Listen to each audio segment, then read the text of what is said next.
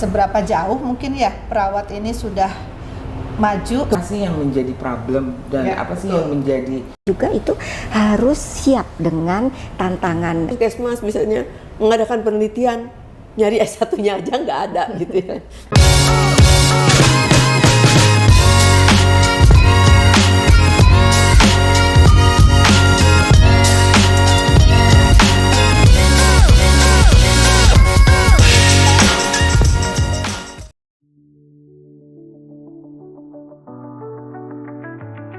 Assalamualaikum warahmatullahi wabarakatuh.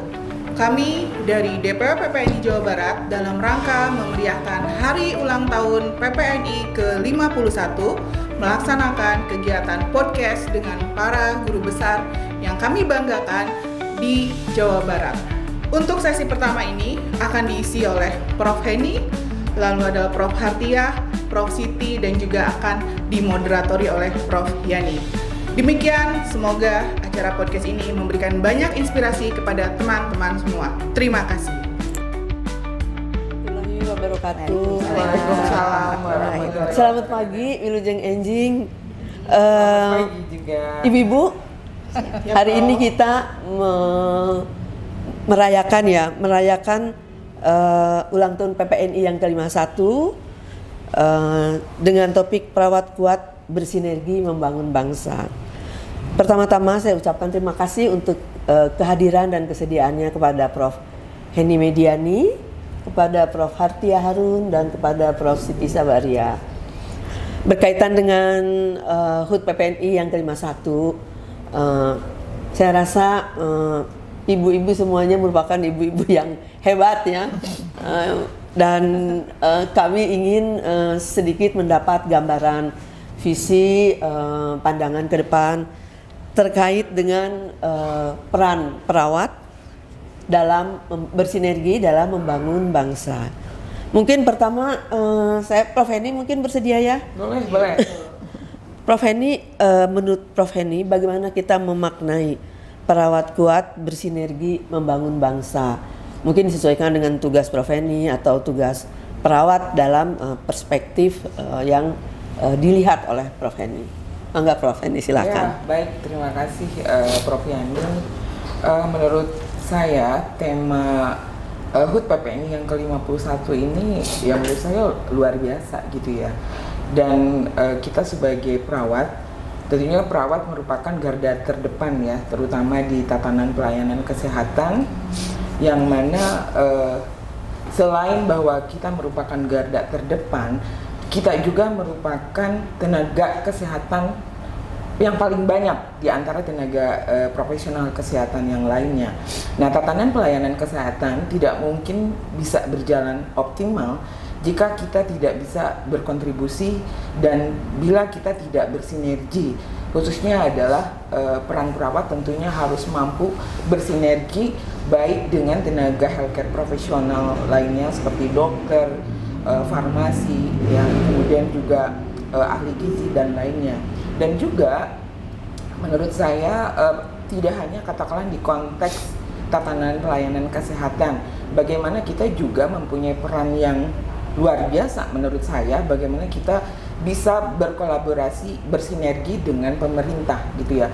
Karena menurut saya hal yang sangat mendasar ya, karena itu juga terkait dengan peran kita sebagai perawat profesional, dan kita juga saya pribadi memaknai bahwa perawat itu mempunyai tugas yang mulia, yang mana selain kita bekerja itu adalah ibadah, tapi kita mempunyai tanggung jawab moral untuk bagaimana kita mampu untuk meningkatkan tatanan pelayanan, yang memperbaiki tatanan pelayanan kesehatan ya, baik di tatanan klinik maupun di komunitas. Nah, tentu dalam hal ini untuk bisa mencapai katakanlah pelayanan yang berkualitas ya, baik di tatanan klinik maupun komunitas, perawat tentunya nggak bisa bekerja sendiri, dan kita harus bisa bersinergi dengan pemerintah daerah, kemudian juga khususnya di Jawa Barat dengan berbagai macam elemen ya, dengan masyarakat, kemudian juga tenaga kesehatan profesional yang lainnya gitu. Itu menurut saya kunci yang penting, karena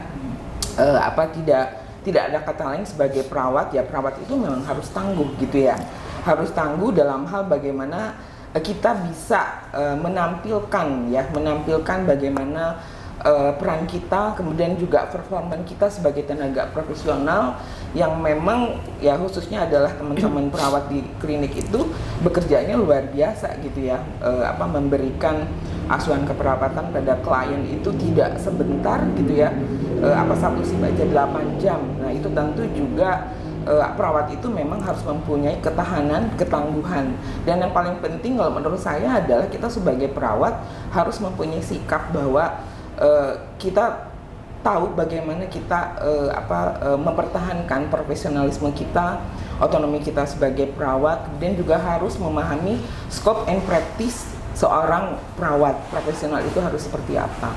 Menurut saya begitu Prof Yani gitu ya, apa yang terkait dengan perawat itu memang harus bersinergi ya dengan tenaga healthcare profesional dan unsur yang lainnya gitu ya, dalam hal meningkatkan ketahanan dan pelayanan kesehatan yang baik di Indonesia. Baik, terima kasih Prof Heni. Mungkin sekarang ke Prof Hartia. Gini, mungkin kita melihat ya perkembangan profesi keperawatan yang ada saat ini. Menurut Prof Hartia, saat ini bagaimana posisi profesi keperawatan dan apa tantangan terbesarnya? Ya, baik. Sebelum menjawab sana, saya ingin menambahkan sedikit mungkin ya, tadi terkait dengan bersinergi. Kalau saya ingin meng-highlight sedikit tentang sinergi yang kita buat, tadi Prof Heni menjelaskan lebih ke arah sinergi antara bagaimana tenaga kesehatan kita perawat dengan tenaga kesehatan lainnya untuk membangun bagaimana sistem kesehatan ini menjadi lebih tangguh. Tapi saya juga ingin meng-highlight di sini sinergi juga antar perawat sendiri, ya. Kemudian karena kalau dilihat kan perawat juga banyak ya, ada unsur organisasi, ada unsur pendidikan, ada unsur pelayanan. Nah itu bagaimana sinergi ya mungkin ya Prof Heni antar komponen itu supaya sama maju bersama gitu kan. Nah terkait dengan apa yang tadi ditanyakan oleh Prof Yani, seberapa jauh mungkin ya perawat ini sudah maju, kemajuannya ya. Kalau saya jadi perawat dari zaman jadul ya, ini ya.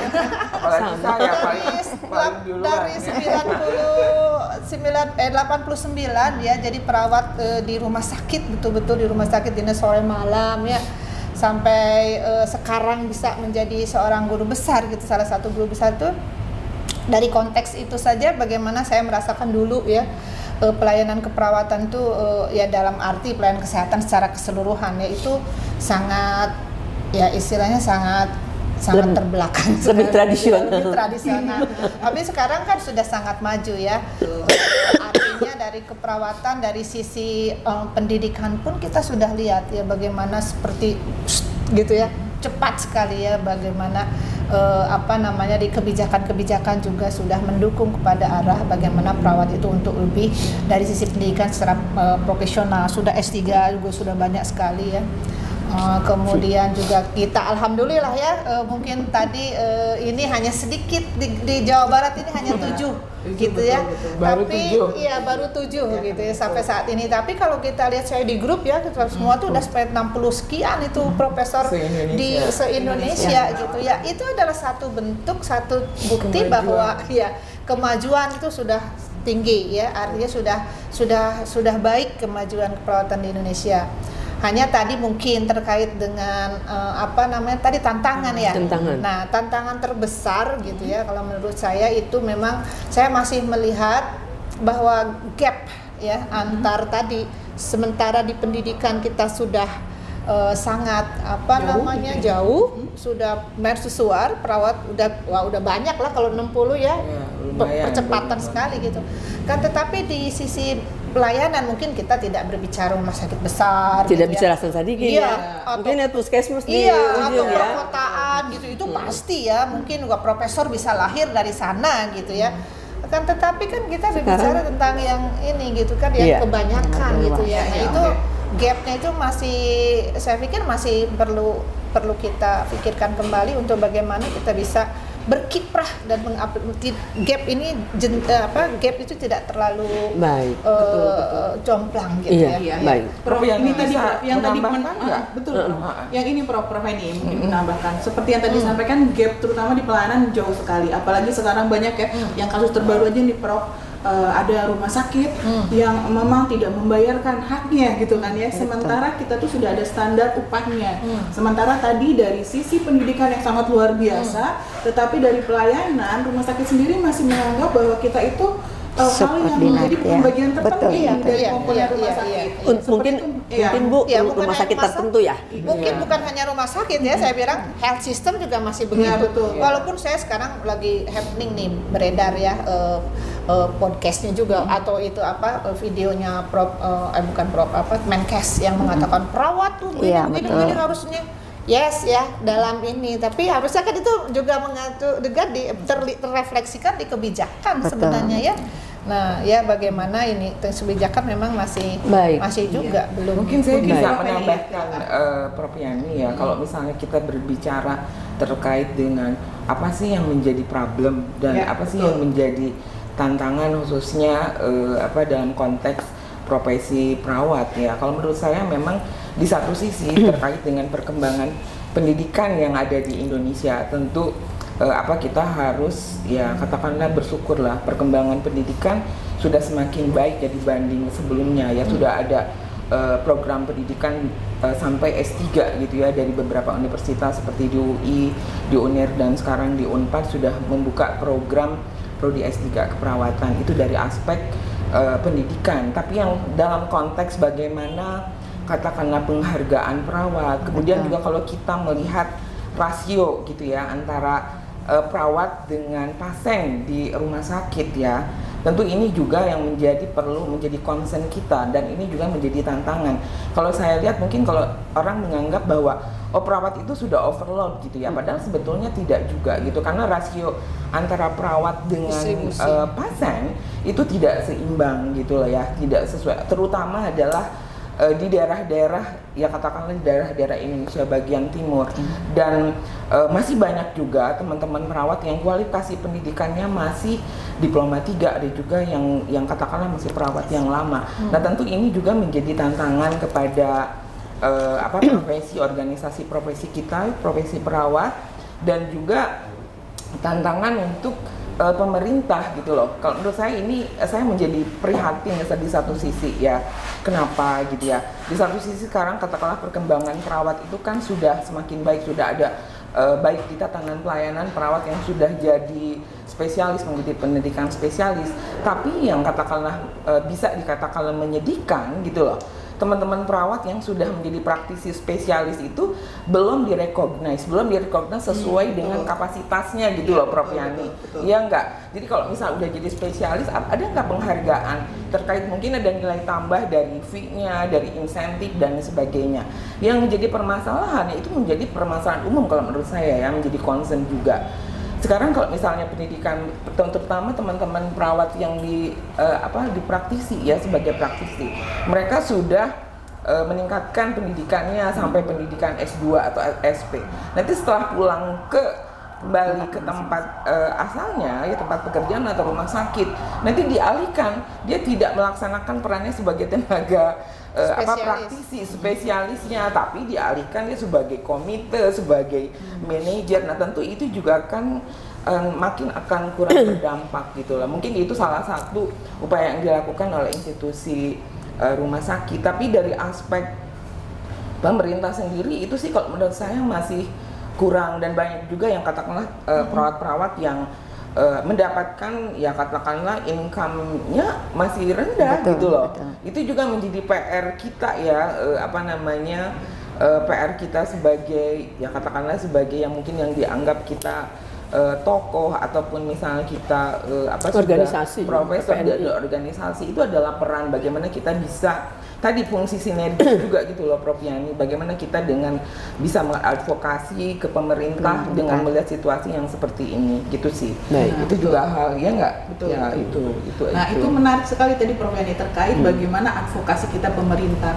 dan kita juga harus beradaptasi juga dengan regulasi yang ada. Mungkin Prof Siti bisa menambahkan Iya, terkait siap. langkah-langkah apa sih Prof yang harus kita lakukan gitu, sehingga tadi gapping itu setidaknya nggak terlalu jauh ya Pak Mardia Iya, ya, iya, gitu. siap. Terima kasih Bu Dina dan Prof Yani. Mungkin saya ingin menambahkan selain apa yang tadi sudah disampaikan oleh Prof dan juga Prof Henny, itu berkaitan dengan tantangan. Satu mungkin Prof sekarang yang kita tidak bisa menutup mata adalah tantangan bagaimana perkembangan teknologi dan juga globalisasi ini ya, dimana selain kita juga terhadap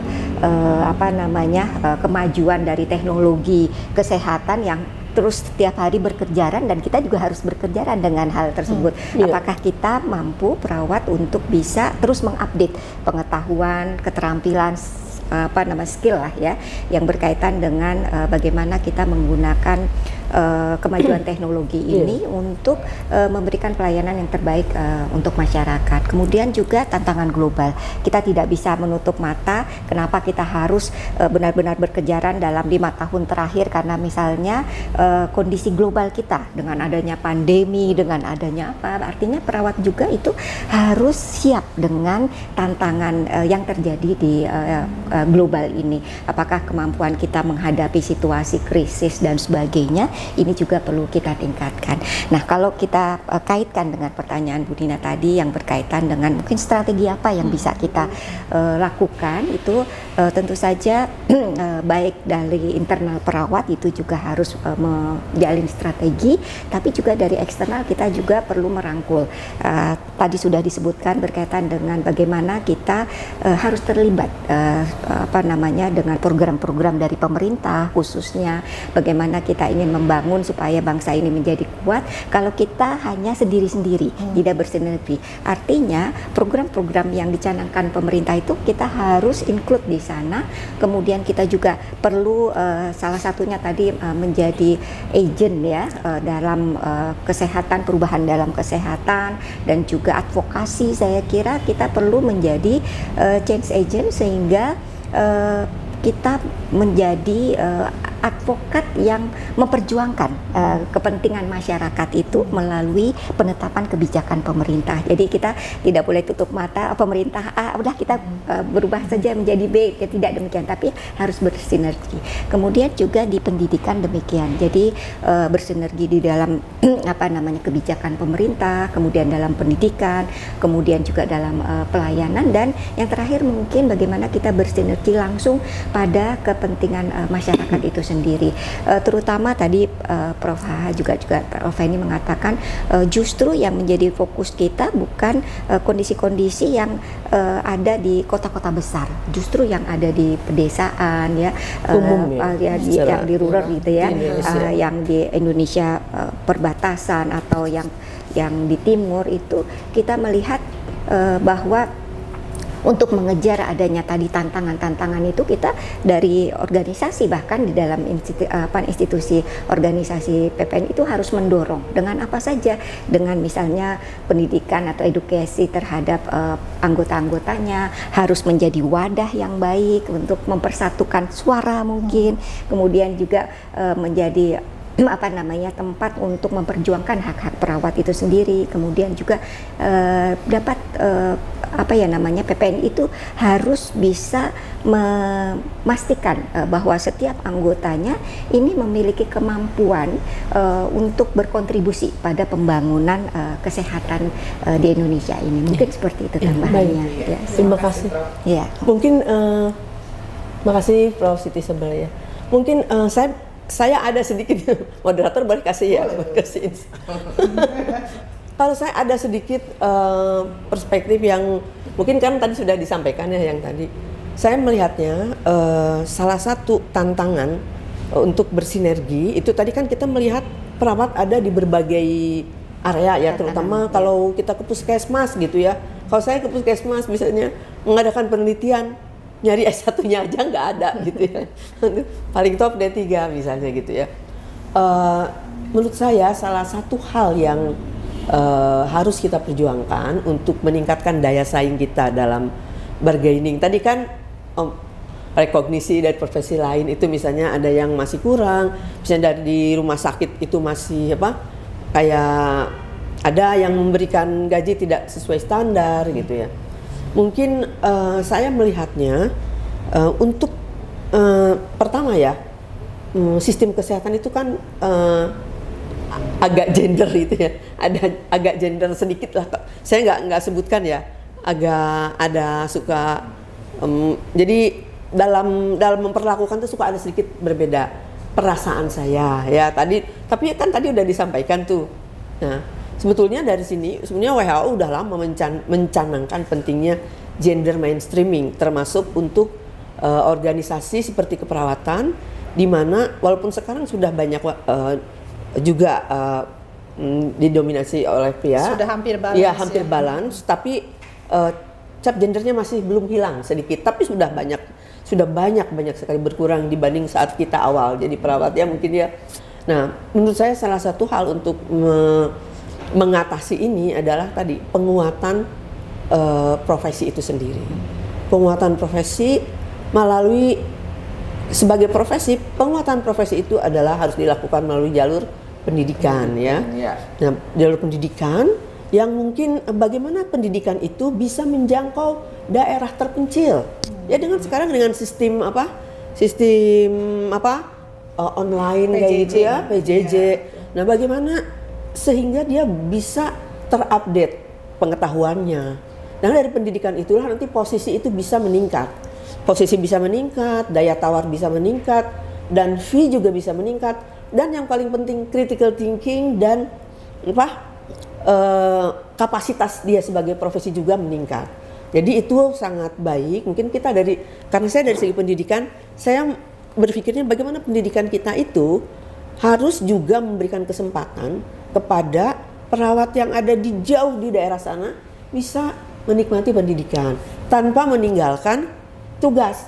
Karena mungkin mohon maaf pengalaman ibu-ibu tahu ya. kita kan pengalaman di Australia itu aja juga ada pengalaman bagaimana perawat-perawat ICU yang jauh di perbatasan itu bisa diupdate dengan sistem pendidikan jarak jauh. Apalagi sekarang dengan sistem ini ya, Zoom segala macam ya, online, kemudian gabungan tuh jadi hybrid. Even misalnya keterampilan nanti yang melakukannya di kampus video kan langsung sana gitu kan. Dan mereka kan bisa juga dalam satu semester tuh datang misalnya berapa kali bisa, tapi mereka tidak meninggalkan tempat tugas. Itu sudah dilakukan di Unpad, Prof. Ada di Unpad dan baru sekarang ya.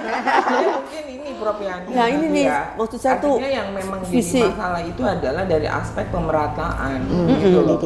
Dan accessibility itu yang kurang. Jadi kalau sekarang ini kan, kalau saya melihat katakanlah perkembangan pendidikan, kemudian metode pembelajaran juga kan memang yang kita sudah mengikuti perkembangan seperti yang sudah disampaikan oleh Prof Siti gitu ya. Yang khususnya misalnya keperawatan, kita juga sudah mengakomodir gitu ya berbagai macam metode learning yang memang bisa di-offer. Hanya yang menjadi problem kalau menurut saya accessibility itu yang problem, kemudian pemerataan, kemudian juga kebijakan gitu loh dari ya katakanlah tempat perawat bekerja, terutama yang di remote area gitu itu kan sulit mereka, karena mereka juga difasilitasi dengan connecting internet yang baik, nah seperti itu. Karena memang kalau dari pusat sih itu kan kita sudah memprovide gitu loh, katakanlah fasilitas-fasilitas pembelajaran dengan metode pembelajaran. Hanya yang jadi problemnya itu adalah di tempat teman-teman perawat yang jauh di sana.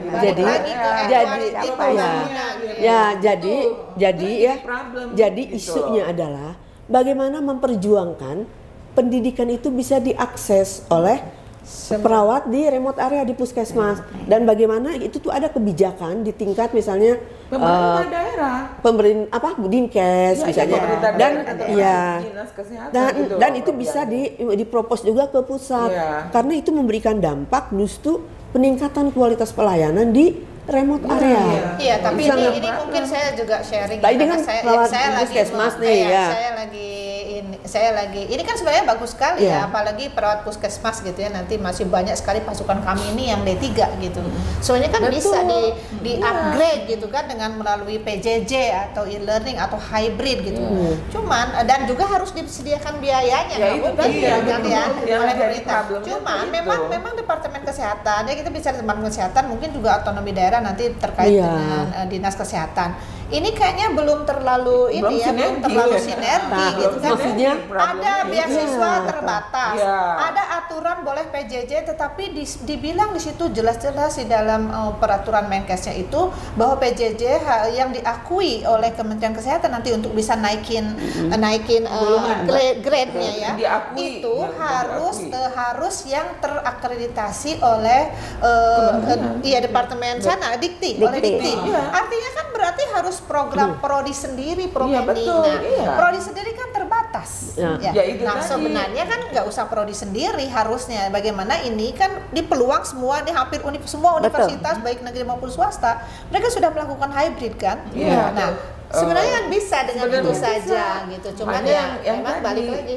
yang balik lagi accessibility, Accessibilitas, ya, ya. accessibility, Ya makanya jangkauan. inilah tantangannya. Betul. Karena ini semua belum ada gitu. Yang tadi aspek sinergitas Iya, itu, tapi Prof. mungkin Yani. iya, enggak? Iya, betul. iya mungkin kedepannya ini bisa menjadi bahan isu yang bisa disampaikan baik ke pemerintah daerah ataupun dinas kesehatan ataupun Depkes, karena ini memang dampaknya adalah ke masyarakat. Itu meningkatkan kualitas pelayanan itu kan nggak bisa cuma dengan senyum, dengan Iya. dengan ramah aja, Iya. tapi dengan memberikan pelayanan sesuai dengan yang seharusnya. Kalau saya memang bukan perawat puskesmas, tapi penelitian saya tentang gawat darurat sering ke rumah sakit daerah, misalnya di mana jauh di mana. Jadi saya tahu di situ untuk D3 aja susah gitu. Tapi pasiennya justru banyak di situ. Ada ruang rawatnya, IGD-nya kalau kecil nggak apa-apa. Tapi yang penting tenaganya kompeten. Gitu, memiliki kompetensi minimal untuk misalnya kalau saya kan karena di gawat darurat ya hal-hal yang aspek life saving tadi dia tahu gitu kan. Maksud saya hal-hal ini kan memang belum ada Ya. dan menjadi pertimbangan dan selalu kepikiran gitulah. Aduh gimana caranya ini kalau yang Tapi perawat di sini tuh sebenarnya ini juga sih Prof, gitu ya kalau menurut saya. Kalau kan kita juga di organisasi profesi, kemudian juga teman-teman ikatan himpunan gitu kan Iya, ya. betul. Itu kan telah berupaya gitu loh. Katakanlah dengan menyelenggarakan berbagai macam Pendidikan kegiatan berkelanjutan. ilmiah, Iya, webinar, dan itu betul. juga salah satu cara bagaimana meningkatkan Kompetensi. teman-teman perawat khususnya yang di remote Iya. area, dan itu juga kan banyak yang katakanlah di khususnya di Kementerian Kementerian Kesehatan. Kesehatan. Itu kan mereka dan organisasi profesi di DPP juga, dan kita juga menyelenggarakan kegiatan-kegiatan ilmiah itu kan sifatnya free gitu loh, tidak berbayar. Itu juga kan salah satu media menurut saya yang sudah baik yang kita lakukan sih gitu, bukan berarti bahwa tidak sama sekali. Itu adalah menurut saya improvement yang baik gitu lah, salah satu yang memang tujuannya bisa menjangkau khususnya adalah teman-teman perawat yang menjauh di sana, khususnya di remote area. Nah itu juga kan kita buka gitu ya, seluruh kan kita buka gitu, bukan hanya di institusi pendidikan, menyelenggarakan kegiatan seminar, pelatihan, dan sekarang ya dengan perkembangan sekarang, apalagi dengan adanya kebijakan dari Kementerian Kesehatan juga ya, kedepannya juga untuk mengadakan pelatihan-pelatihan khususnya bagi perawat juga itu sudah sangat digalakkan gitu loh, masing-masing institusi, karena masing-masing rumah sakit di daerah juga itu yang menjadi target kebijakan khususnya Kementerian Kesehatan. Nah mungkin peran kita sinergisitas itu juga kita bisa mengisi dan berkontribusi ya tentunya bagaimana dalam hal meningkatkan kompetensi teman-teman perawat. Iya. Seperti itu Dan sih. cuman satu hal ya mungkin yang saya ingin sampaikan, menurut sosiologi profesi kan D3 itu masih belum S1 ya. Belum. Jadi untuk efek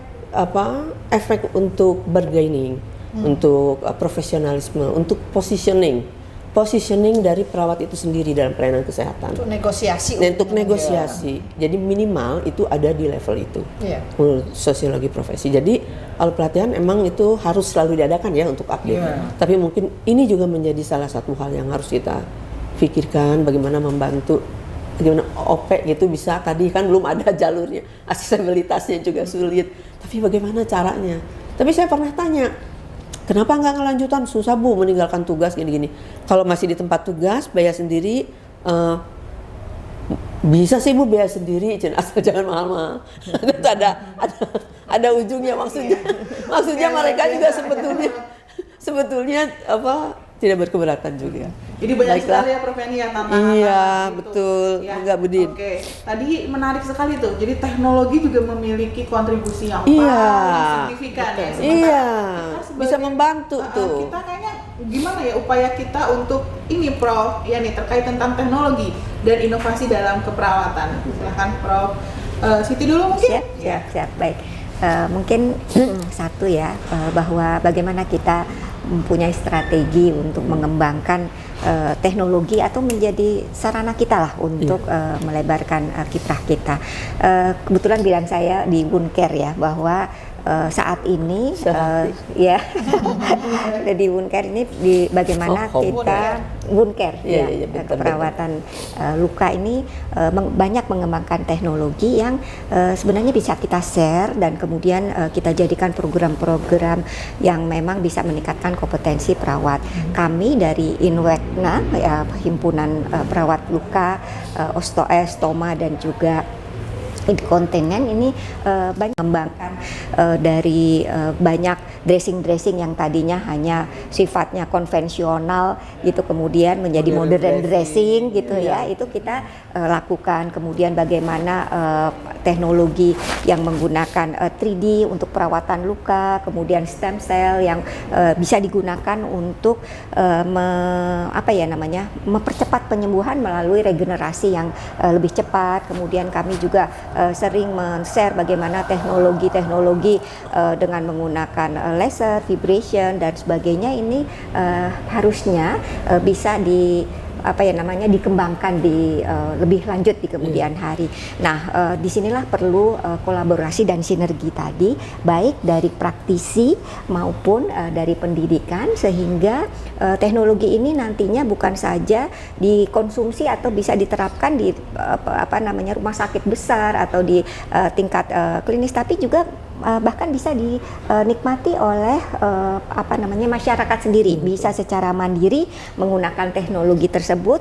Contoh seperti telemedicine atau kalau kita telenursing gitu ya, sehingga tidak perlu pemantauan luka harus datang ke rumah sakit atau ke klinis. Dengan menggunakan telemedicine tersebut atau telenursing tersebut, kita bisa memantau luka dari rumah masing-masing dengan kemudian kita memberikan konsultasi melalui teknologi tersebut. Nah, inilah yang sebenarnya perlu kita benar-benar pikirkan ke depan, bagaimana tadi selain juga aksesibilitas di bidang pendidikan, tetapi aksesibilitas bagi masyarakat luas lagi gitu, sehingga pasien-pasien kita yang ada di remote area gitu ya, yang kalau misalnya contoh, kalau saya pernah tinggal di Kalimantan Barat itu, kalau pasien harus datang ke rumah sakit atau ke tempat klinik kami gitu harus 8 jam dengan menggunakan kendaraan, itu kan sangat effortnya sangat besar, sehingga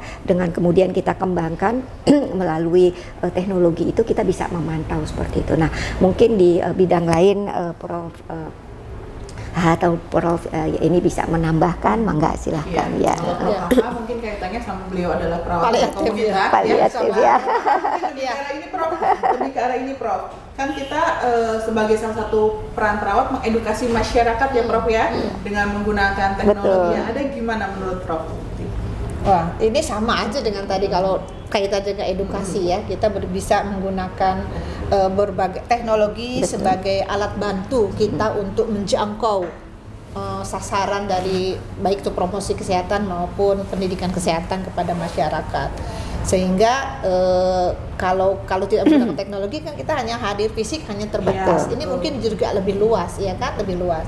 Dengan tadi telenursing tapi dipakai untuk edukasi gitu kan, dengan kemudian dengan media-media yang memang bisa diterima oleh masyarakat yang tadinya cuma ceramah bisa menggunakan video ya, bisa langsung, sehingga nanti sasaran dari tujuan pembelajarannya bisa dicapai dengan lebih baik gitu ya.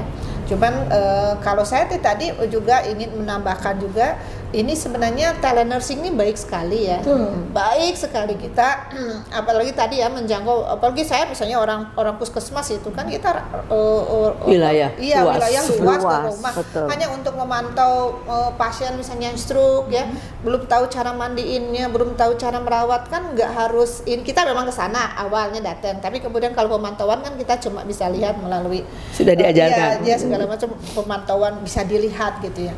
Nah, sehingga itu bisa dipakai gitu ya. Cuman memang kita ini ya di Indonesia gitu sayangnya gitu kan, belum ada nih telenursing programnya yang benar-benar gitu kan. Seperti Alodok ya gitu ya. Mungkin nanti satu ke depan ini yang memang ada di dalam platform sistem kesehatan yang berbayar misalnya ya. Nah, itu mungkin nggak tahu teman-teman yang buka praktek mandiri ini apakah sudah juga melakukan itu atau belum. Kalau Tapi saya secara lihat mandiri. udah loh, dia udah punya kayak aplikasi Halodoc ya Prof ini ya. Iya. Nah, kalau saya Kurang ini tahu juga. terkait Kalau saya lihat mereka menunjukkan aplikasinya. apalagi nih saya kan di Sebetulnya nggak paliatif sulit. ya. Di paliatif sebenarnya kan itu telenursing Ya. atau telehealth lah istilahnya, karena paliatif kan Telehealth. semua ya. Karena Itu sangat koordinasi. membantu sekali supaya ya orang namanya paliatif ya jangan suruh bolak-balik seminggu sekali hanya untuk ngambil obat, hanya untuk konsul gitu kan. Itu kan sebenarnya harusnya bisa gitu supaya pasien ini mendapatkan pelayanan yang tetap continuity-nya bisa dipertahankan gitu. Nah, cuman ya memang mesti kita ke depan mesti ini. Kita baru riset awal. Mungkin saya bisa menambahkan gitu ya. Karena kan alhamdulillah kalau saya lihat sih, artinya dalam konteks sejauh mana katakanlah teman-teman khususnya peneliti ya, katakanlah pendidik lah yang melakukan penelitian saat ini itu sudah banyak sih, katakanlah sudah mengembangkan berbagai macam teknologi ya, termasuk mobile aplikasi, telenursing gitu. Hanya yang jadi problem kalau menurut saya adalah terkait dengan kekurangan kita, bagaimana kita mengimplementasikan hasil evidence based practice yang baik itu yang belum dilakukan ya banyak gitu lah di rumah sakit. Kemudian juga nyambung terkait dengan telenursing, kan sebetulnya itu sudah ada banyak hasil-hasil penelitian dan itu bisa dimanfaatkan terutama di rumah sakit. Bagaimana katakanlah, karena kan idealnya memberikan nursing care itu kan harus continuity of care. Jadi follow up care dari rumah sakit, kemudian juga pasien pulang ke rumah itu kan harusnya di follow up care. Dan ada dengan telenursing ya, mudah-mudahan nanti hasil-hasil penelitian yang sudah ada itu bisa dikembangkan, kita sedang penelitian bisa itu diimplementasikan. navigasi ya, kita baru sedang ya kalau saya di keperawatan anak gitu ya, itu juga dari penelitian yang dikerjakan bersama dengan mahasiswa S2 S3 saya, salah satunya adalah bagaimana mengembangkan mobile aplikasi, terutama nanti ke depan bagaimana supaya ada proses continuity of care lah, yang follow up care dari rumah sakit sampai pasien itu pulang ke rumah, terutama untuk perawatan misalnya dalam konteks anak, keperawatan anak yang dengan penyakit kronis, dengan kanker, talasemia gitu loh, Prof. Kan itu yang harus di-follow up. Termasuk juga gitu begitu loh. komunikasi. Betul. Jadi kayak kita rujuk puskesmas ke rumah sakit. Begitu dia pulang, ada rujuk balik. Rujuk balik itu kan bisa juga Follow up care-nya gitu. Gitu kan. Jadi misalnya orang rumah sakit anak ini ada pasien saya pulang dengan kondisi.